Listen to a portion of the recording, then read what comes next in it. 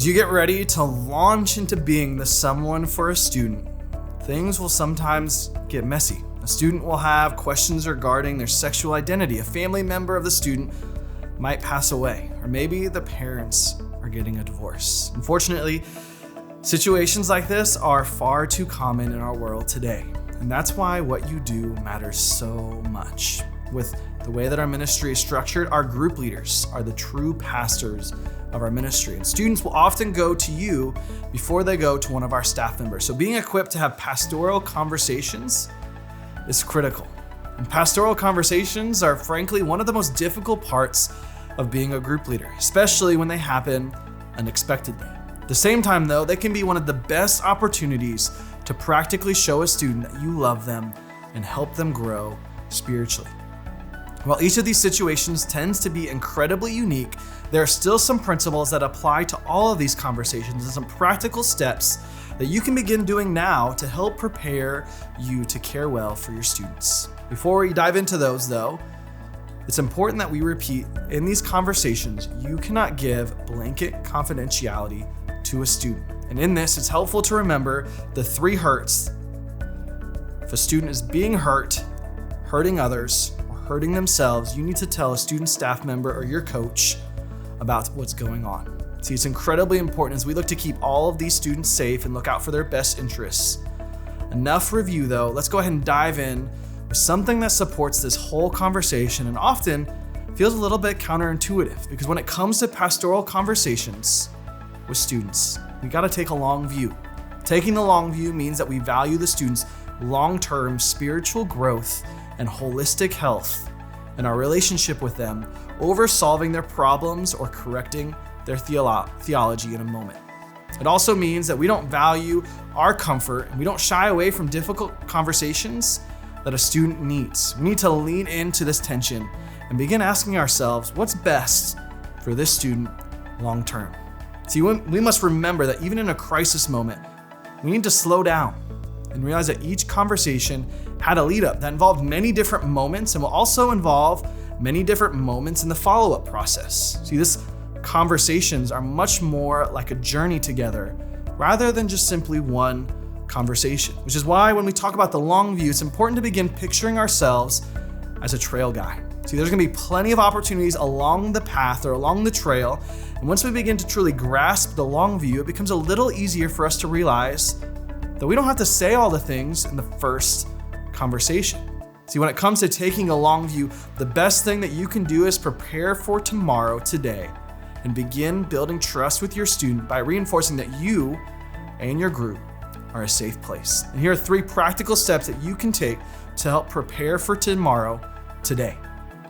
First, tell them it's a safe place each time you meet. 2, assume students with struggles are in the room. And 3, celebrate courageous questions, comments, and the sharing of vulnerabilities. By simply incorporating these 3 practical steps and our lead small principles, you prime the pump and help pave the way for your students to come to you earlier and earlier with pastoral concerns. And while it's incredibly important to take a long view, it's also equally important to pay particular attention to the very first conversation you have. It's a unique and powerful stewardship opportunity when someone comes to you for the first time with a struggle or concern. And we want to do everything we can to honor that. And I feel this in my gut every time I say this, but it's so true.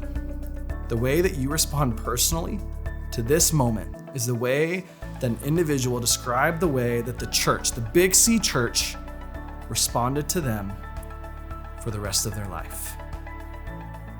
There's some weight here, isn't there? If that statement doesn't make you at least pause for a moment, I don't know if maybe you fully grasp what that means. Maybe you should rewind it and listen to that again, because it matters. Which is why when we think of this first conversation, we use the illustration of it being the emergency room. In the emergency room, you must pay attention to the most critical issue first. And it's possible to overtreat someone and kill them in an emergency room. And that's why in these conversations, we must focus on only the most important things, which are these 2 questions. 1, does this disqualify me from God's love? And 2, does this disqualify me from your love? Notice how this is not about what does the Bible say or how does this affect me later. I mean, these questions are important, but they don't need to be answered in the first conversation. The questions of, does God still love me? And do you still love me? Ring louder than anything else in that moment. In fact, the student might not remember anything else you say besides your answer to those two questions. And that's why in this first conversation, you must always say only these 4 things. Wow, you are so brave. This helps affirm that you are a safe place. And it also helps give you a second to not throw up and be able to respond in love. 2, I love you. And sometimes maybe even we love you. This answers one of the 2 most important questions. 3, God loves you. The second answer to the 2 important questions. And for those of you who might be struggling with the theological implications of this, lean into it. See, in Romans, Paul writes that nothing can separate us from God's love. Nothing. And number 4, lastly, can I follow up? This last thing is the thing we forget about the most, but so important that we don't forget to follow up, which is the last principle we're going to land on today. Follow up well. See, following up well is critical to transition from the ER to the trail and to help us keep the long view in mind. The second conversation, ironically, is the second most important conversation you will have, as it will prove to students that you are more important than the issue. So for this conversation, use this outline to follow up well. First, start with them, not the issue. Ask them how they are doing and focus on them first. 2, begin talking about the previous conversation clearly. It's important to revisit prior conversations as most students might not remember much of what was said. Rather, they often remember how they feel. And it's good to take a second and repeat to make sure we are clear and on the same page. The third thing you can do is ask how you can help. Make sure to make it practical and encourage to come up with a solution to help them feel empowered. Like, you don't have to come up with a solution. Empower them to figure it out. And this probably involves them telling their parents if they haven't done that yet. And 4, lastly, make sure they have your information. Make sure you can stay in contact as you continue along the trail with them. And as you continue along this trail, repeat this process as needed.